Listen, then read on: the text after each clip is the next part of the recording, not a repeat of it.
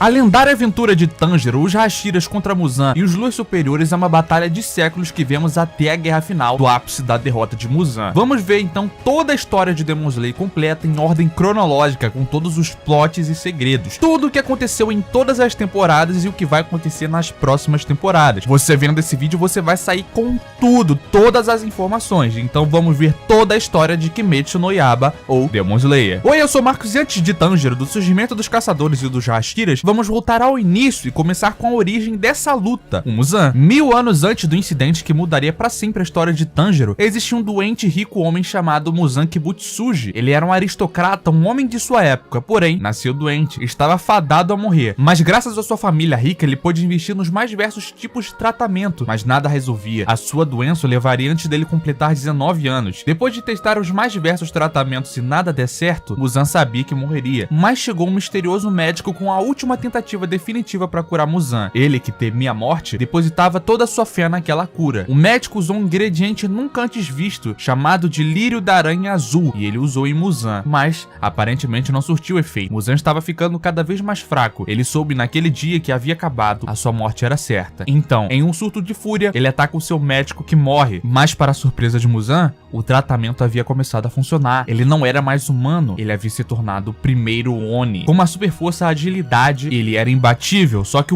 a pesquisa do tratamento do médico estava incompleta. Ao matá-lo, ele nunca mais soube como completá-la, ficando para sempre com o efeito colateral de nunca mais poder ir ao sol ou morreria. Mas para Muzan, que agora era imortal e superior aos humanos, ele não ligava pelo fato de se alimentar de carne humana. Aquilo o deixava mais forte. Agora eram eles que eram os fracos. Devido terem sua família originado ser que queria destruir a humanidade, a família de Muzan foi amaldiçoada. Seus parentes que sobreviveram carregaram a terrível maldição e todos que nasciam ali nunca sobreviveram por mais de 30 anos. Como uma espécie de castigo, essa parte da família foi amaldiçoada e eles eram conhecidos como os Ubuyashiki. A missão da vida deles era destruir o parente maligno deles. Eles então tomaram isso pra si. Pra acabar de vez com a maldição, tinham que destruir aquele Oni amaldiçoado, o Muzan. Com isso, eles criaram a lendária organização dos Demon Slayer. Avançando um pouco mais, Muzan agora exercia o seu controle. Não havia mais ninguém que podia fazer frente a ele. Ele era superior à humanidade e buscava encontrar a flor do lírio da aranha azul e completar o seu tratamento e se tornar completamente invencível, não tendo mais a sua fraqueza, o sol. Com isso, de alguma forma, o Muzan acabou abalando o equilíbrio da natureza e ele foi contrabalanceado com o nascimento de dois irmãos gêmeos. Na época em que eles nasceram, os irmãos gêmeos significavam mau presságio que as coisas não terminariam bem para aquela família. Os bebês se chamavam Michikatsu e Yorichi, e Yorichi nasceu com uma estranha marca no rosto. O pai deles decide tirar a vida de Yorichi e ter somente um filho, dando fim ao mau presságio. Afinal, aquela criança também tinha uma marca esquisita que para ele isso significava azar. A mãe deles intervém e o pai então concorda em fazer um acordo com ela. Yorichi viveria ali até os 10 anos, mas não como um nobre guerreiro da família. Ele seria inferior a um servo e aos 10 seria mandado a um convento para se tornar um padre. Yorichi então viveu uma vida renegada de sua família, vendo seu irmão tendo tudo do bom e do melhor, mas ele nunca sentiu raiva daquela vida. Ele era especial, nasceu com uma visão única, podendo acessar um mundo transparente, podendo ver os seres vivos e enxergar os seus pontos fracos, até mesmo se alguém era capaz de ter alguma doença. Ele tinha todos os seus 5 sentidos muito aguçados, aqueles talentos especiais que Tanjiro tem com o olfato, o Zenitsu com a audição e Kanao com a visão. Yorichi nasceu com todos esses talentos. O seu irmão sentia pena de Yorichi por viver ali na miséria e sempre ficava ali colado em sua mãe. Certa vez, com pena dele nunca ter um brinquedo, Michikatsu fez pra ele uma flauta de madeira. Embora mal feita, Yorichi gostou muito dela. Observando seu irmão treinar e vendo que ele queria ser um samurai, Yorichi quis ser o mesmo e um dia disse que estaria ao lado de seu irmão. Michikatsu naquela hora sentiu pena do garoto. Ele sabia que o futuro dele era se tornar um padre. O servo que treinava Michikatsu então, por pena, decidiu dar a ele uma espada pra ele treinar um pouco, mas assim que Yorichi pegou na espada, era como se ele tivesse nascido para aquilo. Yorichi em poucos segundos derrubou o sensei, algo que Michikatsu nunca conseguiu fazer. Isso chamou a atenção de seu pai, enxergou Yorichi e sua incrível habilidade com a espada. Vendo então que ele tinha um dom, um talento natural, Yorichi agora seria o herdeiro da família. Michikatsu se tornou o irmão que deveria ser mandado embora. Com raiva por viver a vida de Yorichi, agora seu irmão isolado, ele é surpreendido. De repente, na noite, o seu irmão chega e agradece a ele por tudo. Yorichi diz que iria embora e deixar aquela vida para Michikatsu. A mãe deles havia morrido. Yorichi então vai embora em direção ao convento, mas nunca chegou lá. Michikatsu, surpreso com aquilo, sabendo da morte da sua mãe e do sumiço de Yorichi, acha o diário dela e descobre que ela tinha uma grave doença que afetava o seu lado do rancor, o lado que Yorichi sempre segurava. O tempo todo seu irmão sabia, não porque ela tinha contado, mas porque ele era especial. Ele de alguma forma sabia da doença dela. Naquele momento, Michikatsu se enfureceu, mas agora Yorichi era passado. E seu pai, desesperado por perder o talentoso filho, mandou os servos irem atrás dele. Mas ao chegarem lá, descobriram que ele nunca chegou ao convento e Yorichi foi dado como morto. Yorichi, na verdade, tinha decidido viajar pelo mundo. E um dia ele encontra uma garota chamada Uta e sentiu afeição por ele. Ela era órfã, sua família tinha morrido e ela vivia sozinha cuidando da casa e tendo que se alimentar para sobreviver. Ali então foi construída uma amizade e os dois passaram a viver juntos. Yorichi viveu com Uta por muitos anos. De amigos, eles cresceram e se casaram. Tiveram uma família, algo que Yorichi sempre quis. Certa vez ele foi para longe de casa e ajudou um senhor no caminho e acabou atrasando. Ao chegar em casa, assim como vimos com Tanjiro, a família de Yorichi havia sido atacada e ninguém sobreviveu. Yorichi lamentou pelo que aconteceu e um caçador chega. Lamentando por ter chegado atrasado, ele explica a Yorichi que quem fez aquilo foi um monstro, uma criatura conhecida como Oni, um ser sobrenatural que se alimentava de carne humana. O homem então convida Yorichi para entrar na organização, os Demon Slayers, e assim Yorichi aceita o convite para vingar a sua família. Um dia Michikatsu, agora que era senhor de sua terra, foi atacado por estranhas criaturas, os Onis. Seus homens foram todos mortos, ninguém podia bater de frente contra aqueles monstros, mas então um poderoso samurai chega e o salva. Esse samurai era Yorichi. O seu irmão estava vivo e havia se tornado um incrível samurai superior a ele, alguém que caçava monstros lendários. Michikatsu, por um misto de admiração e inveja, abandona e renega tudo o que ele tinha, sua família, sua nobreza, e se torna um caçador de Oni como seu irmão, para quem sabe um dia superá-lo. Ele agora vivia como um samurai. Yorichi ensinou aos caçadores a técnica da respiração, uma incrível respiração poderosa, a do sol, mas ninguém conseguiu o feito de executar aquele poder. Em vez disso, eles criaram suas próprias respirações, a do trovão, a da água, da chama, e o seu irmão, mesmo tendo o mesmo sangue, jamais conseguiu despertar aquela técnica da respiração do sol. Em vez disso, ele conseguiu fazer uma inferior, a respiração da lua, onde os caçadores conseguiram despertar a mesma marca que a de Yorichi, chamada de Marca do Caçador. Ela dava um poder absurdo, aumentando suas habilidades físicas, além do acesso ao mundo transparente. Aquilo era um poder que superava qualquer samurai que já existiu. Podendo enxergar o funcionamento dos seres vivos, eles eram equiparados, não, melhor, eles eram superiores aos Onis. Mas algo aconteceu, aquele poder todo via com um preço, e um a um dos caçadores, eles vieram a morrer. Quem despertava a marca não passava dos 25 anos. Michikatsu, desesperado, vendo que sacrificou tudo para seguir Yorichi, sua família, sua herança, sua terra e seus homens, viu que aquilo tudo foi em vão. Ele iria morrer, mas então